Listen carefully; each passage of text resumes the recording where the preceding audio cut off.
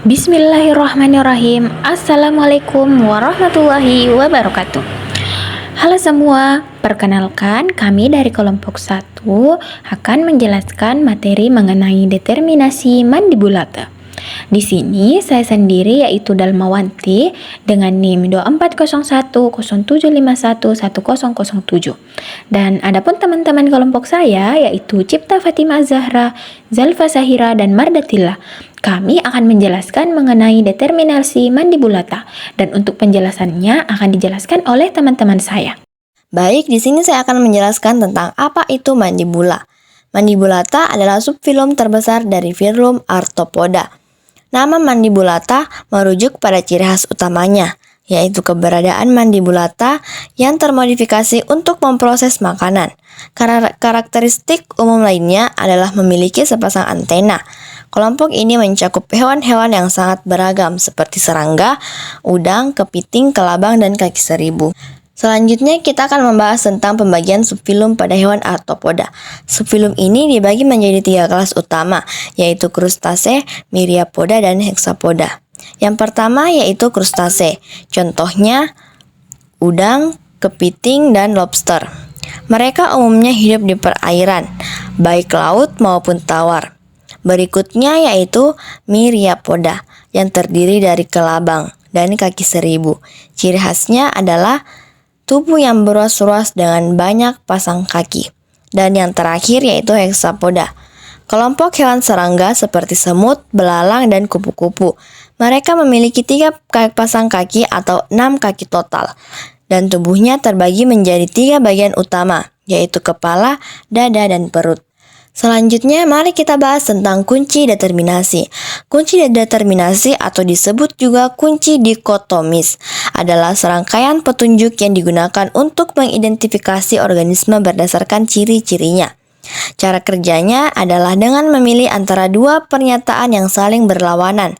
Setiap pilihan akan mengarahkan kita ke langkah berikutnya, hingga akhirnya kita bisa menemukan nama atau kelompok organisme yang sesuai. Jadi, bisa kita bilang, kunci determinasi ini seperti panduan langkah demi langkah untuk mengenali makhluk hidup berdasarkan karakter yang kita amati. Nah, selanjutnya saya akan menjelaskan kunci determinasi kelas dalam mandibulata.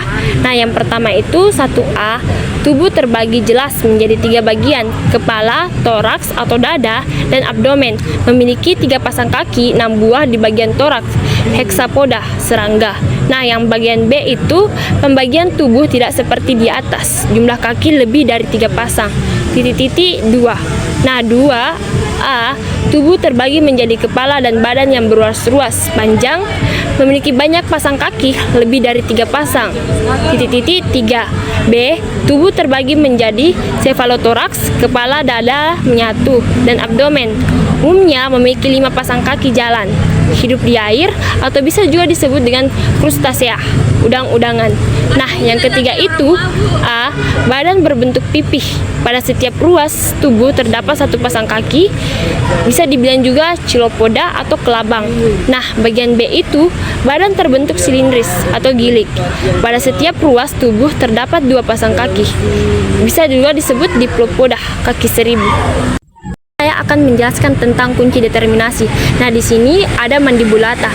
Nah, di mana mandibulata itu memiliki kaki bersegmen, tubuh bersegmen, memiliki mandibula.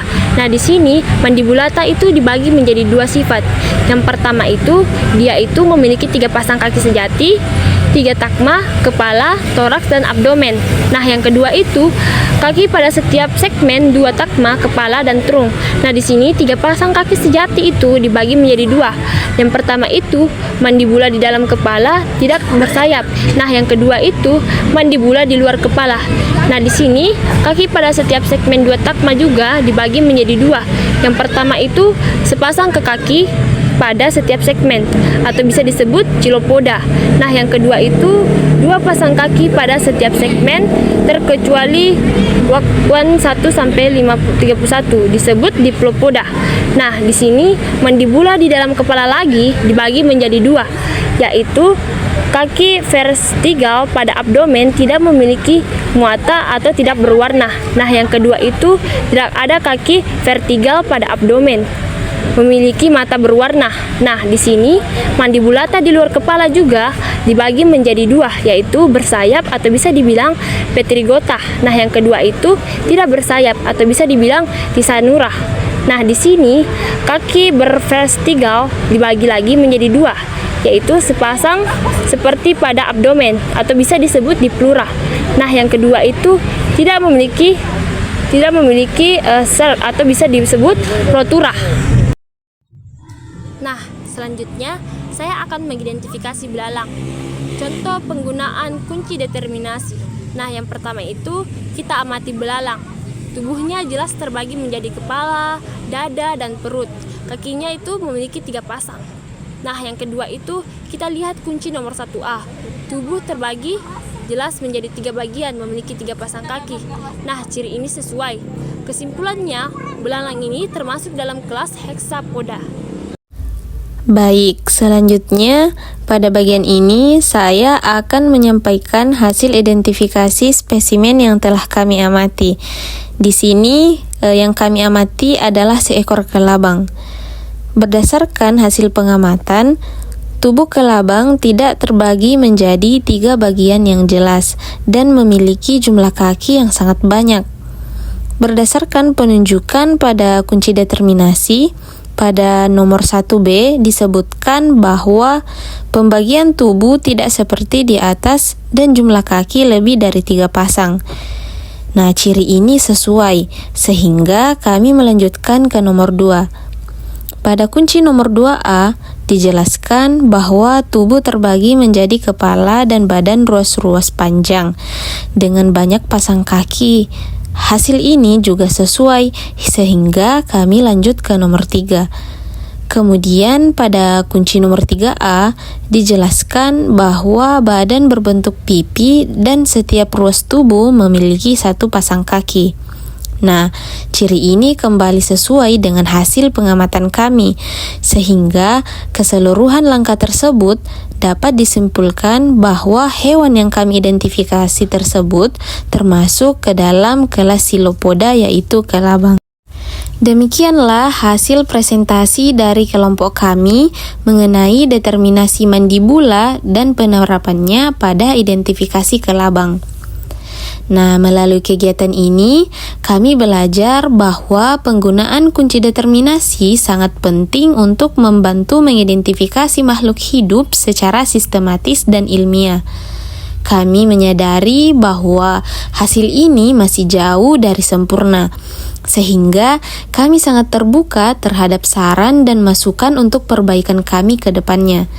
Akhir kata, kami ucapkan terima kasih yang sebesar-besarnya atas perhatian, dukungan, dan waktu yang telah diberikan.